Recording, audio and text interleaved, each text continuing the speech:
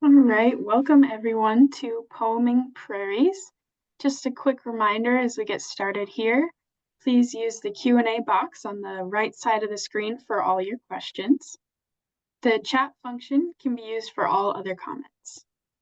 Our presenter will address as many questions as possible in the time we have, but if you have any lingering questions that we don't get to, Susan has graciously agreed to answer those after the presentation is over, right under the agenda tab. Today, our presenter is Susan Stevens Chambers. She is a poet who works in the schools of Minnesota and other states.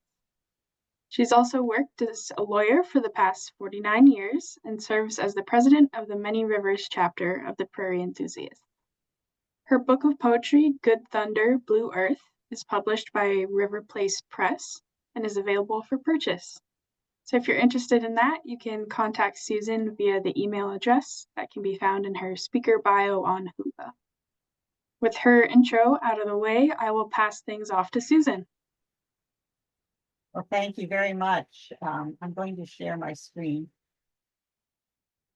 And we're going to talk today about very excited that there are so many artists that are involved in this because as Max Swanson said yesterday, the prairies themselves are a wonderful creative. I don't know what this is, I'm sorry. I have to try it again. The prairies themselves are a wonderful source of creativity in writing. For some reason, there it goes. I do like to put a reminder to you that poets are trying to be unique. And we are going to give you some tools today to talk about ways to write better poetry, but you need to keep your craft detector on all the time because everything I say might not be right for you if you are doing it deliberately.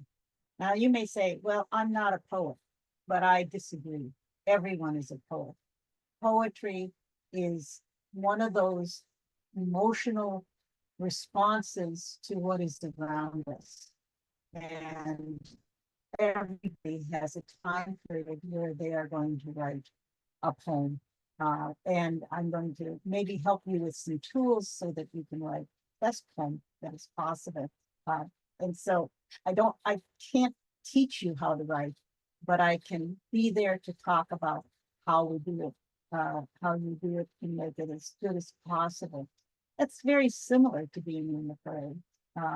You know it takes a lot of good work in order to get the prairie looking in the best shape. This is our place in the prairie, I think, is that poetry, because it is such a visceral, sensuous type of response to what is right in front of you. It's basic, it's primitive. Max Sorensen talked a little bit about that feeling he gets when he was going out and then working with the painting. Hope Flanagan this morning was talking about that connection, that interconnectedness with the prairie and how important that is.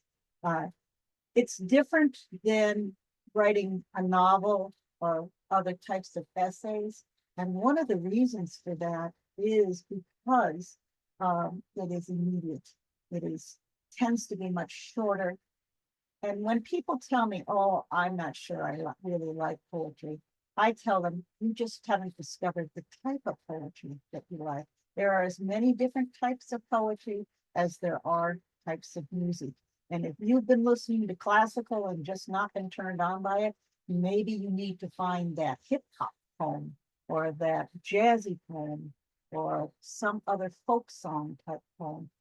Keep looking for it because it's out there and there will be a poetry that speaks to you. We use special tools, and those are things I can talk to you about that we use in working with poetry and that make our poems stronger. The first and probably the most important one is metaphor. That is comparing one thing to another. And there's different, you can also have simile, which is similar. It's a comparison as well. In simile, it's using I am like a thunderstorm, for example. But metaphor, I am a thunderstorm, is even stronger. And so most poets will try for metaphor in their writings. They use a rhythm, not necessarily rhyme, but there's a beat underneath it, a music to the poetry that makes it flow. And sometimes that's done with rhyme, sometimes it's done with alliteration or other forms of stanza work that can all help the poem. You do that when you're in the rewrite stage. What I want to do today is focus on the senses. The senses are so important in coming up with the detail. We call this images, a piece of news from the world outside or from our own bodies, which is brought into the light of consciousness through one of the senses. John Frederick Mims' Western Wind is an old textbook that is still so classic and so good. And it's in its, I don't know, 25th publication. And it gives a lot of good tools and a lot of good detail for you in working with writing poetry. The images we want are concrete as opposed to abstract. You can tell something. And when you look at my abstract words, you'll see there's a lot of emotion words in there that don't have an image. Beautiful, angry, sad, I'm hopeful, I'm happy. None of those things help you get to an image that invites you into the poetry. If you are concrete in your image and give a great deal of detail, you will have an emotional response from the reader that will come and say, yes, I understand this. It's universal feeling. So when we talk about it, we don't want to just say, oh, the people walk by. We want to mention the fat person or the skinny person or the child. We want to talk about not just trees or flowers. We want to specify the flower, give the detail and give the concrete so that we make very strong images.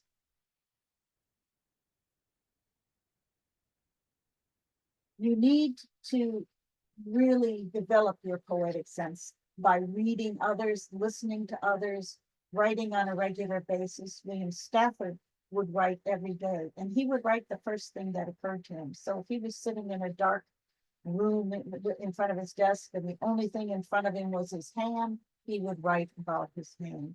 And that type of a practice helps. One of the things I like to do when I go to poetry seminars is write in the margin of my notes the names of any poets or any sources, resources, so that I can look them up and work with them later. That's that hard work, just like working in the prairie and crafting our skills and making us the stronger poet. I'm going to read a first poem that talks about these things. Invasives. The prairie promises weeks of blazing stars, those purple spears that point right up to the full moon, which creeps across this afternoon, a pale silver surprise on the sapphire sky. Big blue stem grass now stretches almost to your shoulder, pledges to grow even taller. But there are cottonwood seedlings, encouraged by heavy summer showers. They are scattered among the best blooms, whispered, shade is the prairie's enemy. There are bursting thistle blooms, eager to spread their seed faster than a hailstorm, and as destructive to the steadfast prairie flowers.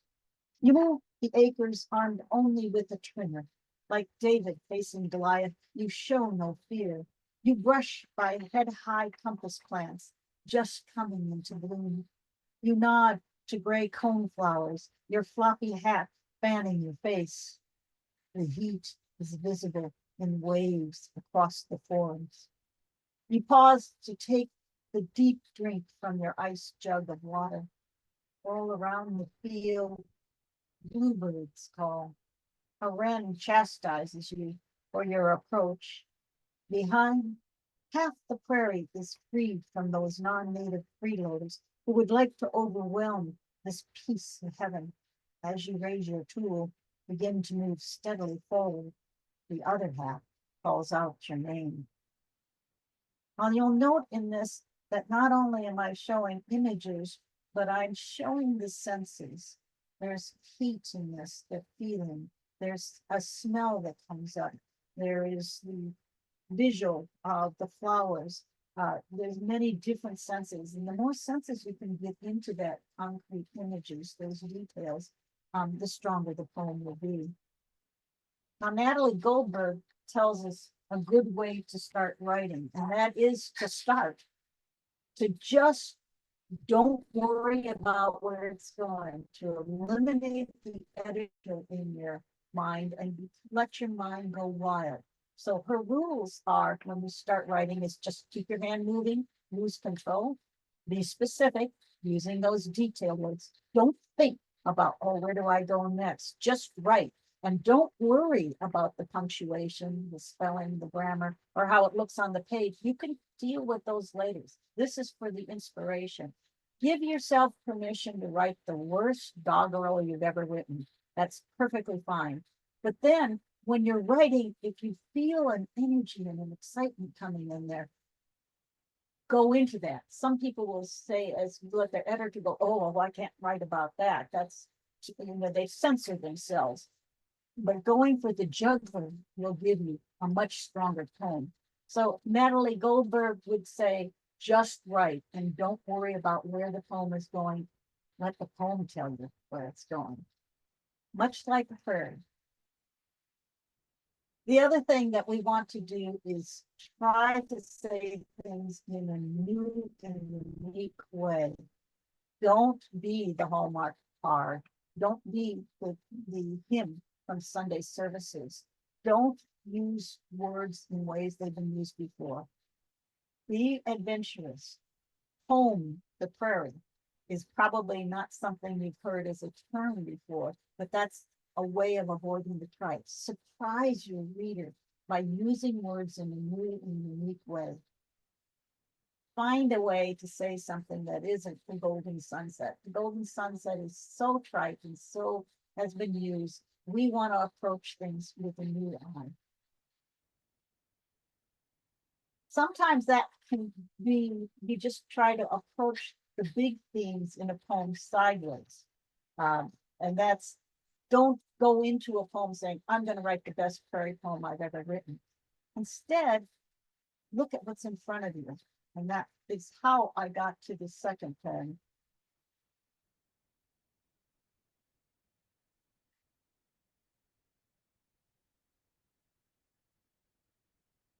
Gretchen's Hymn, Blossom Cemetery, 1869.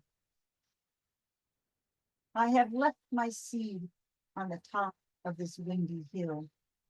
The slope, laden with asters and little blue stem, is a chorus of colors as I climb towards four tall cedars. The far horizon stretches all across the west.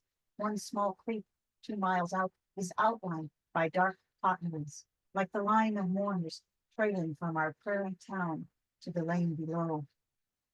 Silver sage scent drifts over me. Here are my own blossoms. Elbert, dead at age 10, drowned in the swollen spring floods. Albinia, 3 weeks and 4 days. She hardly made a whimper. Her skin my own sweet Krista, who coughed her way to her 16th birthday, left with the sunset. Finally, Otto. He swaggered off to fight with the blues against the grays. Never marched back. I like to sit against the firm, broad tree trunk, my back resting on calm cedar bark. The meadowlarks take up my song. In late summer, I gather rose hips, crush the deep red over the carved rock. Sometimes the wind begins a low lament, circling the hilltop. The stones stand still, the grass constantly in motion, whispers that it has embraced my offerings. So when I say approaching the subject sideways, we had gone to Clawson Cemetery just to look at the remnant prairie out there, and the storytelling took over right away. I looked at the gravestones, which are mostly in German, in this particular cemetery. I looked at the dates of the births, and it was very easy to start storytelling. Um, you need to be true to the time periods. In this case, I wanted to make sure I had it marked so that I knew when the Civil War was in conjunction with it. But poets are free to lie. I don't know a Gretchen. I don't did not see a Gretchen's name here. Some of the other names for the children were names that were on the stones. But what I did was just write. And I wrote almost immediately after being in the cemetery there. And that's a good way to approach it. And would we call this a prairie poem? It is and it isn't. It's a storytelling, but it also is in a situation of a prairie looking down on the town, and looking at the plains that were below and were once at the time of this subject, Gretchen's, all prairie. So I think it fits as a prairie poem. So don't be afraid to just start a poem. Just start it. And what I usually suggest is that you just look at what's in front of you and begin describing it, using specifics rather than general words, giving the details by try to get all five senses in. That will allow you to take the poem where it wants to go. That wild mind that Natalie Goldberg talks about, writing and working with the subject matter that's there. And if your mind that makes you jump to a story, tell the story. Go ahead and do those things. Just start the poem and write, and don't worry about being an editor. So my writing exercise for you would be to pick a prairie scene and begin to describe it. How does it look? What does it feel like? What is the smell? What is the taste? What is the sound? And I know all of you, as being prairie enthusiasts, have been out on the prairie enough that you can do that even in the middle of winter. Many of my prairie poems were written when it's snowing and cold outside, but I still know what the prairie smelled like. I still know what it's like to walk through the forests as they're blooming. So go ahead and just start that writing exercise and see where it takes you.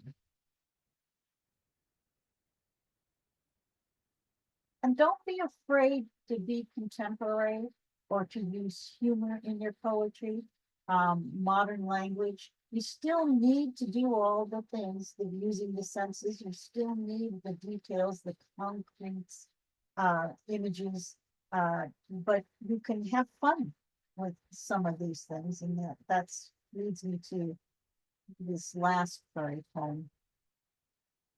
Apology to a German fairy master.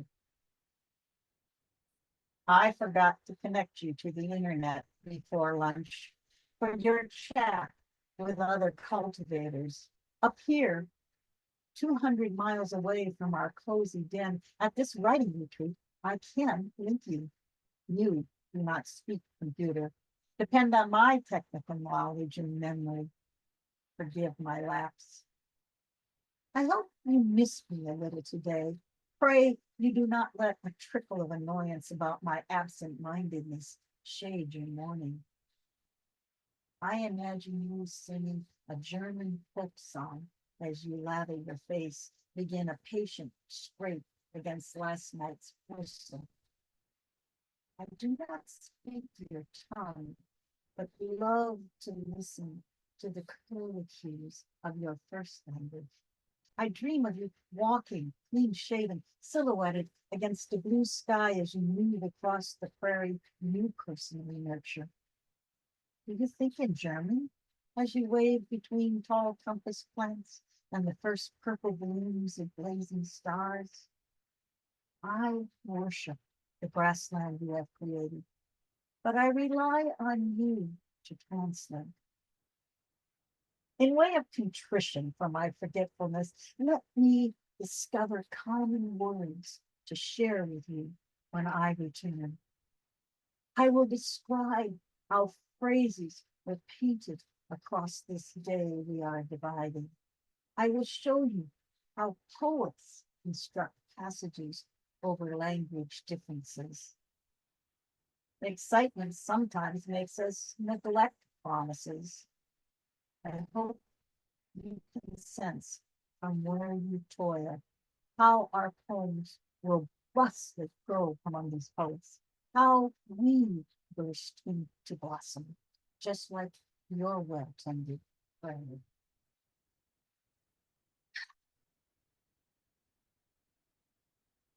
And a word about after you've written your first draft of something, that is a time when you begin then to tighten the poem and begin to look at it for taking out redundant words. In other words, if you've used the word sunshine 3 times in the poem, you might want to look at it and find other words to use for doing the rewrite. Oftentimes, when we're in that inspiration where you're just writing as fast as you can, the very first stanza may be not necessary. It may be what drew you into further writing. And so it can be eliminated, it can be thrown out. Sometimes poets, we want to make sure everybody gets what the poem is all about. So we do a last stanza that runs it again. Usually is not needed, and that usually weakens the poem. You can take that out and end on the punchline, end on the big, strong ending. And it's hard at first. When you've created something like this, you want to keep the baby intact. But as we know, when we're working with a prairie, you sometimes have to pull out the cottonwood invasives or the thistle invasives to make a better prairie. And that's the same with the poem. You need to tighten it and to work on revisions. And then that is a time when you worry about grammar. It's a time when you get a little tighter in doing your writing on it.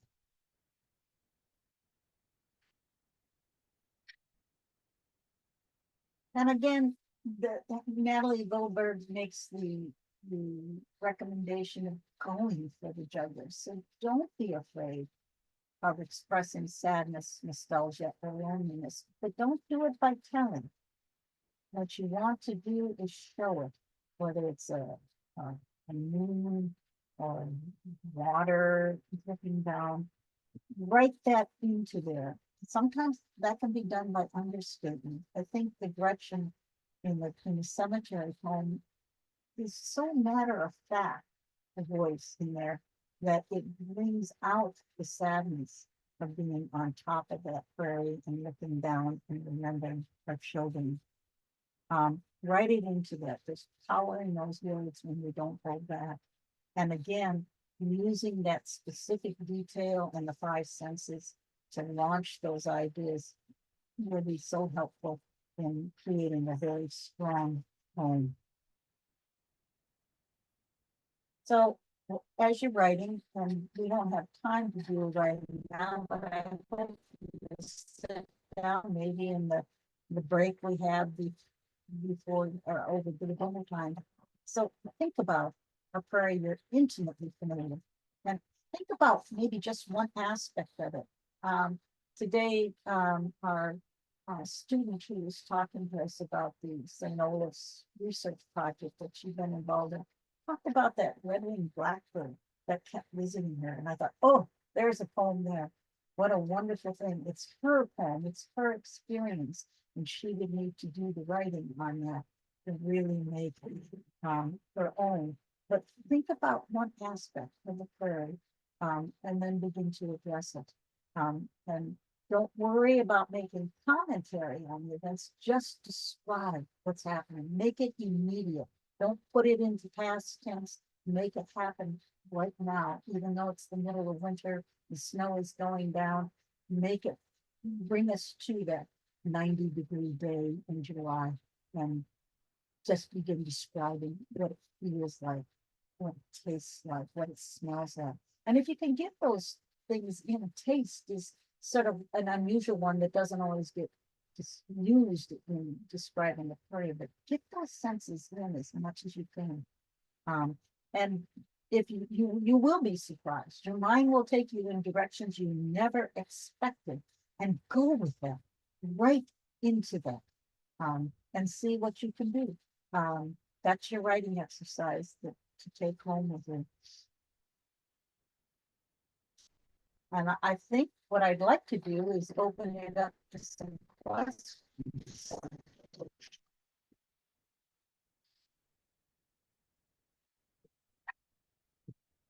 I'm not sure if Skisher is going to do some questioning. Yeah.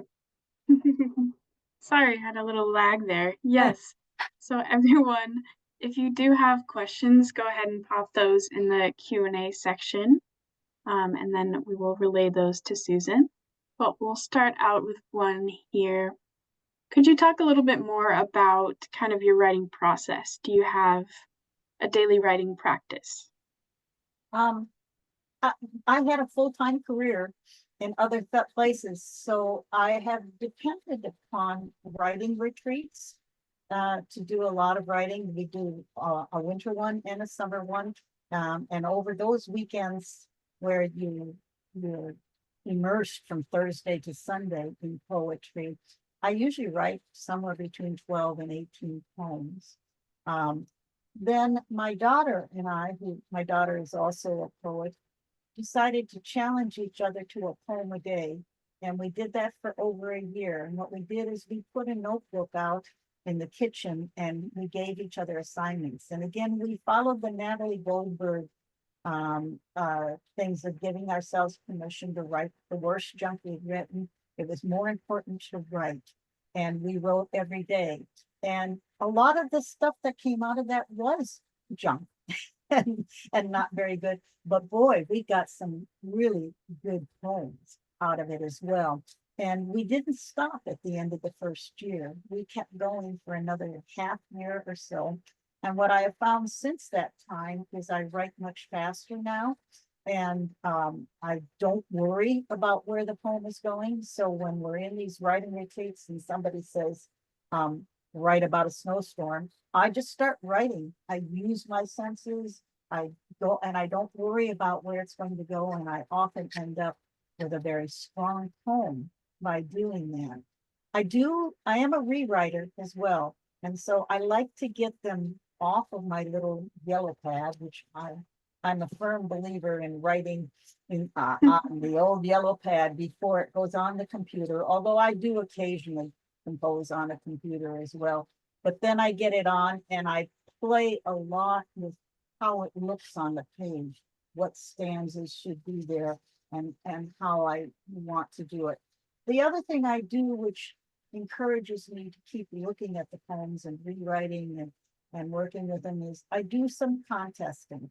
There are many, many contests out there, and they'll give you their rules and their instructions on what you have to do and the deadlines. And the fees shouldn't be too high.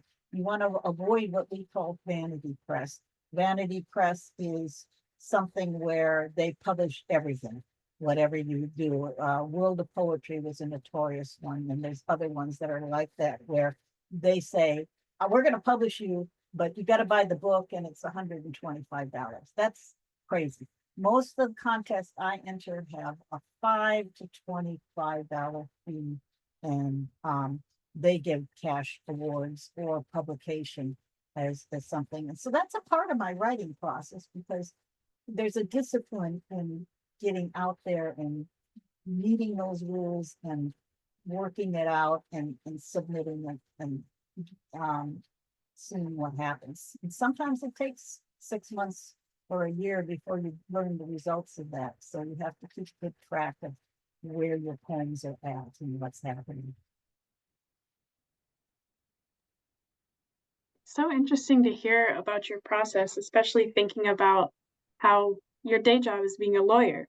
So, do you see kind of that tension between being so free and open and just writing, versus maybe something like being a lawyer is kind of more strict? How do you feel that tension? Well, I think a poet looks at all the subjects around it. So my book is about living 39 years out in Blue Earth County, and the farming that was going on all around me. And the Good Thunder Blue Earth is the story of 3 generations of a farm family. I'm not a farmer myself, but I observed all of that and saw that and learned a lot of stories as a divorce attorney who did a lot of farm divorces. I have another manuscript that is called Family Law, and there's some very hard poems in there that are about divorcing, and they're told from the client's viewpoint and they're told from the attorney's viewpoint. That one I have to be a little more careful about because I needed to keep confidentiality. So my stories are truly stories. They are not any individual that I ever worked with. But there's that universality that as you tell stories, that you can get the emotions out that are universal. And so I have a book of that. I have not actually published that book yet. It's still looking for a publisher. Um, and then I have another book that's all body parts. As I'm getting older and I'm aging and I have arthritis and different things, I've been writing about my body. And just whatever topic is there should be used as a poet too. And you just have to make sure you're doing it ethically and morally and not hurting anyone with what you're saying. Yeah, thank you for that. We do have a question from the audience here. How much of your work do you write in place, like out in the prairie, or versus spending time in a place and then later reflecting and writing about it? I do it both ways. I do keep a notebook by my bed, and occasionally in the middle of the night, I have to get up and write. We do uh, outings out to the prairie where we invite other poets and we all walk through the prairie and sit down in the prairie with our notepads and write. So we do it that way. And then I do it at poetry meetings. We have the Southern Minnesota Poets Society that meets in this part of the Mankato area once a month, but there are lots of different poetry groups. And then they'll have writing exercises where they may just say, picture a prairie, or picture a hot July day, and you work with the prairie and then begin to write off of that. So it's many different ways. Sometimes it's triggered by an assignment from somebody saying, please try this. And sometimes it's just being there. I often write after I've been out for a walk or been out in nature. It's just, or like at the Clawson Cemetery, been there where it comes and I need to get it down. Occasionally I've pulled the car over when I'm driving somewhere and written because of something I've just seen. It is good to get it down while it's fresh in your emotional response to what you are seeing. So if you can, stop and write it. Yeah, on kind of a similar note, how does sound influence your poetry? We heard some rhyming in some of your poems. Could you talk about that? Okay, I'm mostly a free verse writer. Mhm. Uh, and the sound there is you tighten the poems very much. Um, Even though it's called free verse, it means you don't rhyme at the end rhyme. The the reason I don't do a lot of end rhyme is I think sometimes poets cheat. They put a word in there at the end for the rhyme alone. and that it takes away from the emotions, or it takes away from the immediacy of what is happening. So I prefer to do free verse, but I make my free verse very, very tight in the rewriting. Um, I do use alliteration a lot. You'll hear the same sound, S's or M's or N's throughout. Um, and that tends to come as you just are writing freely. It just, you look down and you go, oh boy, I've got a lot of M words in this. And then you might add a few more to make it go that way. I do internal rhyme. Oftentimes I will be rhyming, but it won't be at the end of a line, but you'll hear the same sound repeat over and over. I also like stanzas. I use them because I'm also a performance poet. I get up and I perform my poetry. It gives a way of showing where the pauses should be, or where a breath should be taken. And I don't feel like a poem is finished until I have um, read it out loud to somebody. So at a writing retreat, we all know that these are really raw poems and they haven't been rewritten, but we share them right away because that helps us in the rewriting. We begin to hear, oh, that didn't, that there was a hiccup there and that got in the way of the beauty of the poem, the music. And so I do try to get new poems. I try to read them to a receptive audience, a friendly audience, before they're even finished, because it's just helpful to hear what is working and not working. I could definitely tell you're a performance poet. You have such a great reading voice. So thank you for sharing those with us. I can see your bookshelf behind you, and you let us know those are all your poetry books. So could you tell us a bit about some of the poets or authors that maybe influence or inspire your writing? Okay, I love the nature poets. So the Mary Olivers of the world, uh, William Stafford, who actually, if you go out west in Oregon area, I think in some of those national parks, his poems are all over the national park. They gave him a grant and he wrote poems. Ted Cruz, who was and all three of those have been poet laureate of the United States, but Ted Cruz, who's out of Nebraska, um, it was a favorite of that. Those are some of the older poets that do it. There are some very modern poets that I love a lot, very contemporary. Marie Howe, uh, and, Diane Glancy, who is uh, uh, Cherokee German woman. Very interesting mix of things, and she's very prolific in her writings. Um, we just our new poet laureate, whose name just went out of my head. But if you type in poet laureate and then begin reading some of those poets, that you will find some just exciting things. One of the fun things that has happened is our state organization, the League of Minnesota Poets, which is the parent of all these chapters. There are 11 chapters among the state. They have a book club, and we select a book of poetry and discuss it once a month. And I have been exposed to some poets I probably wouldn't have exposed myself to before. And that it's been wonderful because it's that same learning about how to create new language and new ways. It's as exciting as finding new ways of helping the prairie in the long run. So uh, they're all wonderful poets. I learned at my mother's bedside. My mother was also a poet, and she read us all of the classics, you know, including Winnie the Pooh, which is a rhyming. You know, I had all the rhyming, Rudyard Kipling, where she would read to us as young children, and that helps too. You need to go back and look at the classics and see what they were doing. But I have my favorites that are more modern now. So. For those of us who are maybe newer writers or still kind of struggling with that inner critic, um, how do you overcome that feeling of your writing being bad? Yeah, you want to let go of that editor. Give yourself permission to write the worst junk and don't worry about whether it's good or bad. You will surprise yourself. I think it helps to get the community of writers.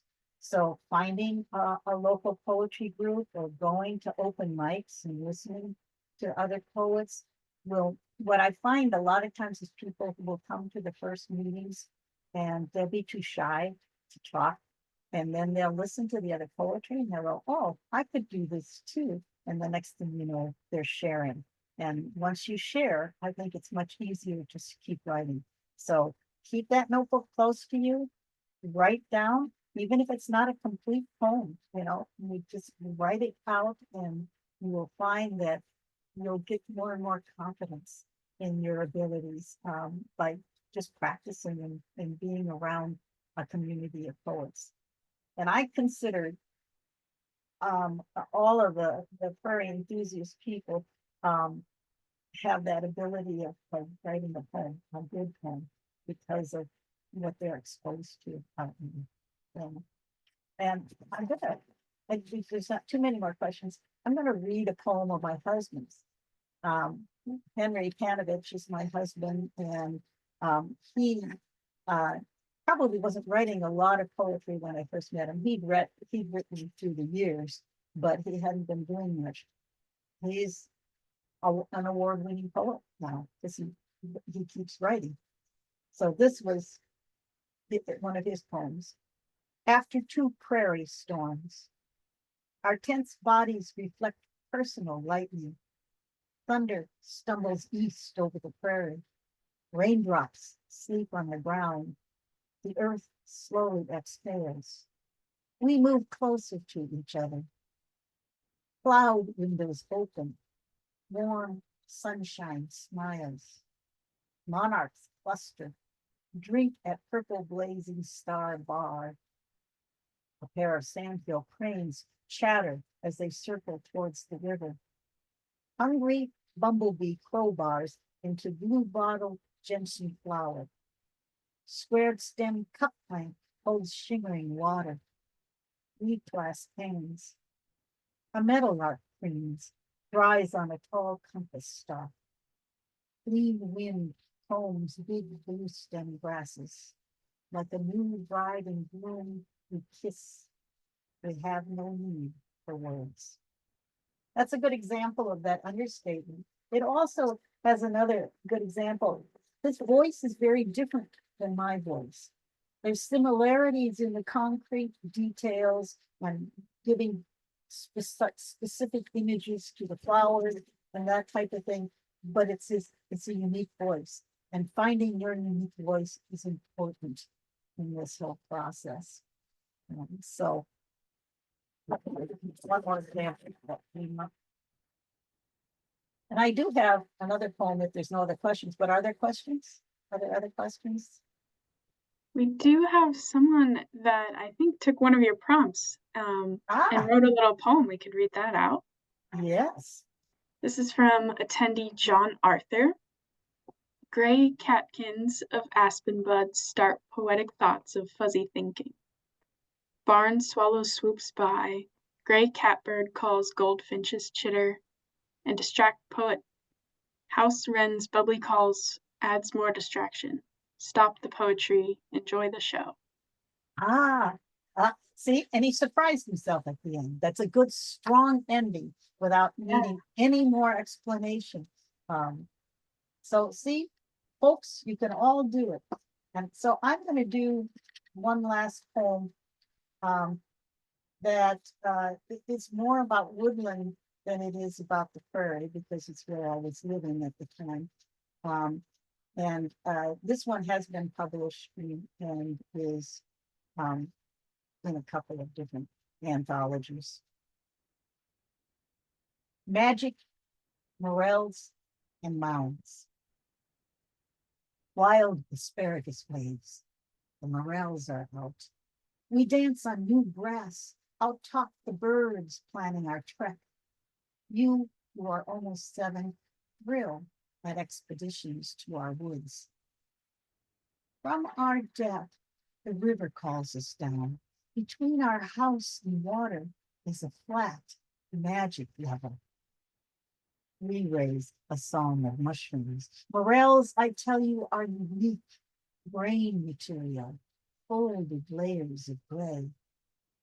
We slip down first cliff, snap off sumac. In middle place is museum.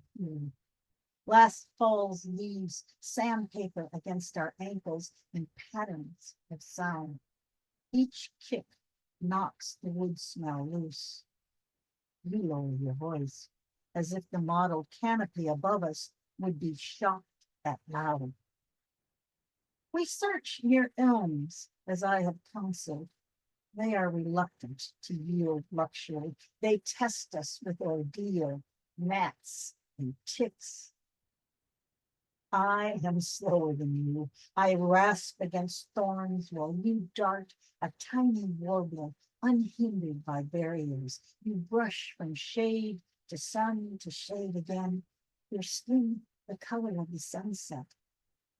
From the cradle, you have worn the dark skin of my father's family.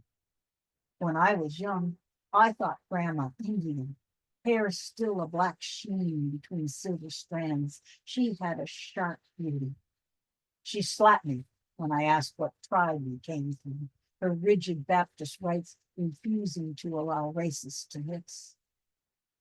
But I knew. My uncle spoke the tongue of animals. My father sang to us of oaks and moon. I had it as well, and ate the forest when left too long in sunshine, an understanding of wind whispers. At your birth in late August, hardness crawled from branch to branch. The field's edges gave up masses of rose hips. I placed you on my back, introduced you to the trees. You relaxed in the woods. You have too. Now you lose the urgency of mushroom search, lured away by bloodroot blossoms. You find the first morel while flower gathering. Unprompted, you recognize it. They appear, a dozen in a ring of deadfall, 4 more in the knoll. The plateau is dappled with them. Itchy and sweaty, we laugh. We gather half, give the land its share. 3 mounds rise in front of us. We choose the middle, sit as the river's chant climbs to us. These silent mounds, awkward in their nature, seem to be of ancient people. Each time they come, they nudge me. They face sunset above the riverbank, hint of past wood lovers. But I do not break the crust of earth to pry into their secrets. Your voice is full of longing. Are they really native? Do we share their history? How can I answer such questions, child? There should be mysteries of mushrooms and mounds, old as the air we breathe. I do not know with my eyes. I can only give you woods in early spring. I can only hope you touch these hills again and again. I can only wish you luck gathering morels and pray and listen to their songs with your blood. I think that was a perfect note to end on. Thank you so much, Susan. I encourage you all to leave more questions in the Q&A for Susan, and also take some of those prompts out into the prairie and write your own prairie poetry.